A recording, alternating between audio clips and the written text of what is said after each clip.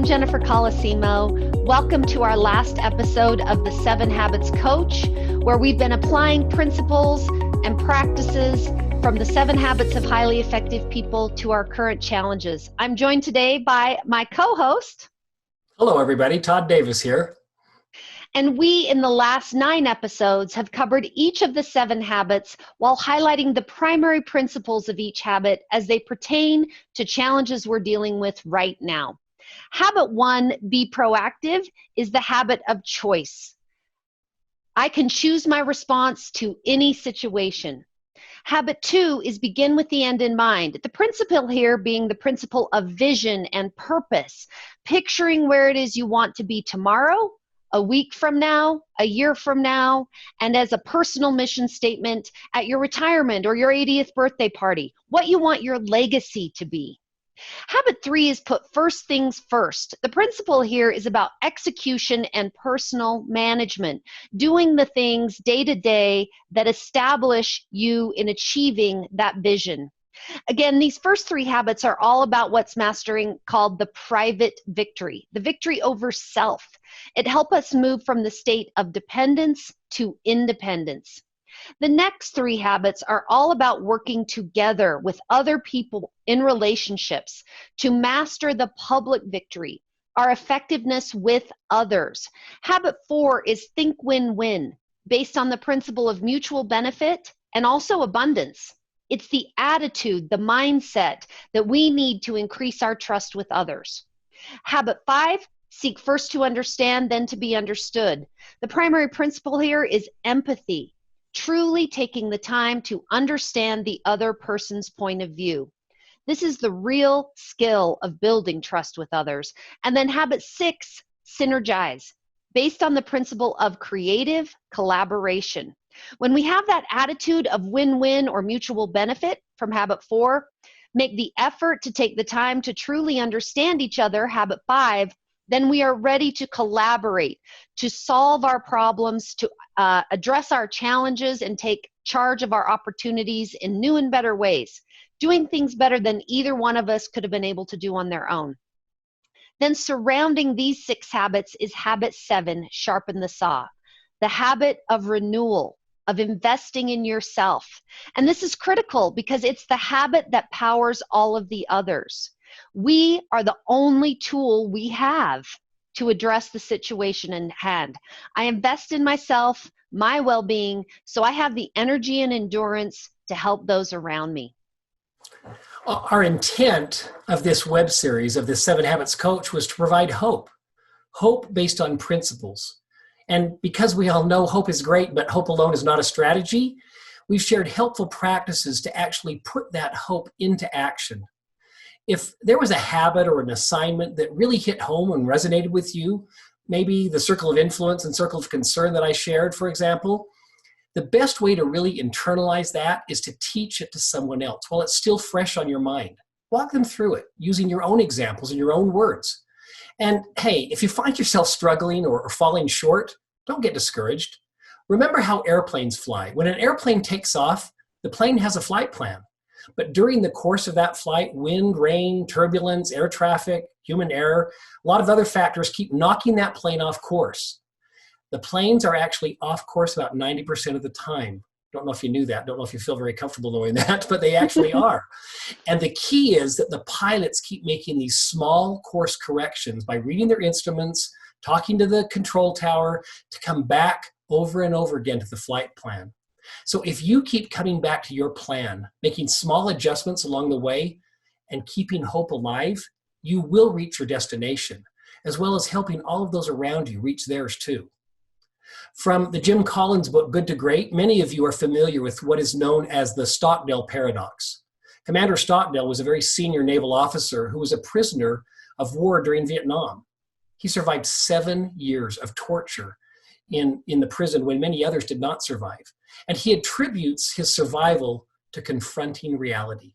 Not being pessimistic, because there were those who were pessimistic, said this is never going to be over, this is the worst thing in the world. And he said they died. They died because they gave up. But he also said not being naively optimistic. He said there were groups of people that said we're going to be out by Christmas or we're going to be out by Easter. And while he knew they were going to get out, he knew that those were unrealistic expectations. He said just being realistic, knowing that they would get through this if they could focus on what they could control. This was the power of being realistic, not being pessimistic, not being overly optimistic, but just being realistic, knowing that we won't be here forever and we will get out. And that realistic belief is a very helpful way of seeing things right now, or at least we hope it is and has added some value to you. Those are the glasses we encourage you to put on. We are undoubtedly in challenging times. Most of us are dealing with some level of difficult situations, and frankly, some of them are heartbreaking. And it won't be over, even if parts of it are over. This won't just end next week, or maybe even next month, or in the next several, but it will eventually be over. And how we deal with the challenges we're currently faced with and actually contribute to helping others, ourselves during this time is what's most empowering and helpful to focus on. It's our hope that the 7 Habits principles and concepts we've shared with you over the past 9 episodes, along with those suggested practices, will do just that. The American philosopher William James said, "Act as if what you do makes a difference." It does. Remember, we can all choose our response to any situation. This last video we're going to show you is such a great reminder of just that. It's called Carry Your Own Weather. Monday morning, and it's raining. A gray, melancholy day. On a day like this, maybe we can be excused for feeling gray and melancholy ourselves. We get into a mood, and the whole day seems to go badly. Don't you feel better when the weather outside is great? But what if you could carry your own weather within you? What about the social world we live in? Don't you feel better when you're treated better? That's being reactive to what we could call the social weather, the social culture. When you carry your weather with you, you can choose to be consistent regardless of how people treat you.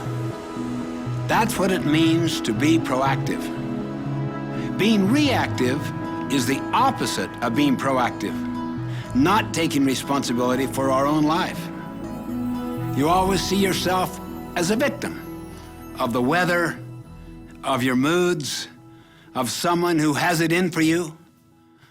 Habit 1 is based on the principle that your life is the result of your own decisions, not your conditions, not what's happening around you. That's why Habit 1 is so foundational, so basic. Unless you practice Habit 1, you can never practice the other habits of highly effective people. Years ago, I was doing research in a library in Hawaii. While thumbing through a book, I came across an idea that changed my whole outlook. The author said something like this: between what happens to us, that is the stimulus, and our response is a space. In that space lies our power and our freedom to choose our response. And in those choices lie our growth and our happiness. This insight sunk deep into my heart. Even in the midst of challenging circumstances, we have this exhilarating power to choose how we will respond.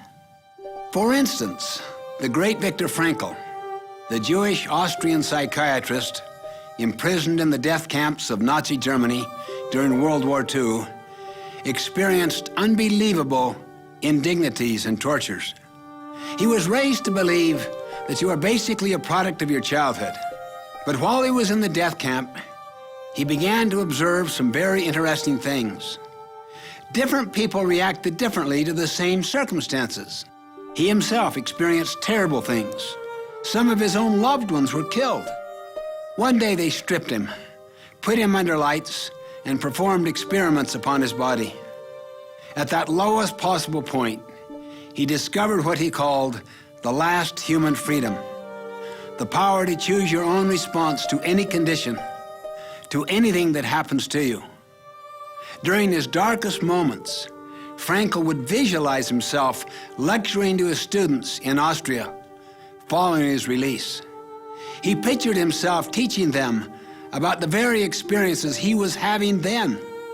He came to believe that the most basic human capability of all is that between stimulus and response, man has the freedom to choose. Frankl later determined the thing that enabled survival in the death camps was not necessarily intelligence or survival skills, but a sense of purpose, a contribution yet to be made. This became the basis for his brilliant autobiography, Man's Search for Meaning. It's not what people do to us that hurts us. It's our chosen response to what they do that hurts us. As Gandhi put it, they cannot take away our self-respect if we do not give it to them. We must simply never build our emotional life around the weaknesses of other people. Otherwise, we give them permission to continue to mess up our lives. We give our future away. Several years ago, I was making a presentation on this subject of proactivity, and a woman stood up in the middle of my speech and started to give a speech on her own, spontaneously. She was filled with explosive learning and excitement. You could see in her eyes, her gestures, her body language. And then she sensed the inappropriateness of what she was doing. She sat back down. I could hardly wait until the break to talk to her. "What happened to you?" I asked. She shared her story. She said, "I'm the full-time nurse to an extremely miserable man. He doesn't even acknowledge me, let alone show me any form of appreciation."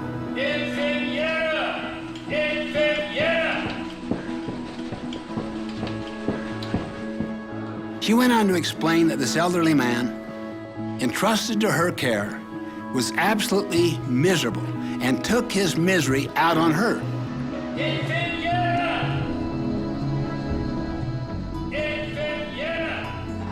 She was becoming more and more depressed and hated the thought of going to work each day and facing this irritable man.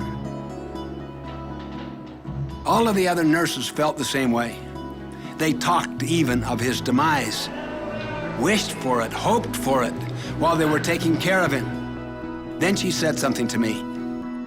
"For you to stand up there and suggest that I am choosing to be miserable was almost too much.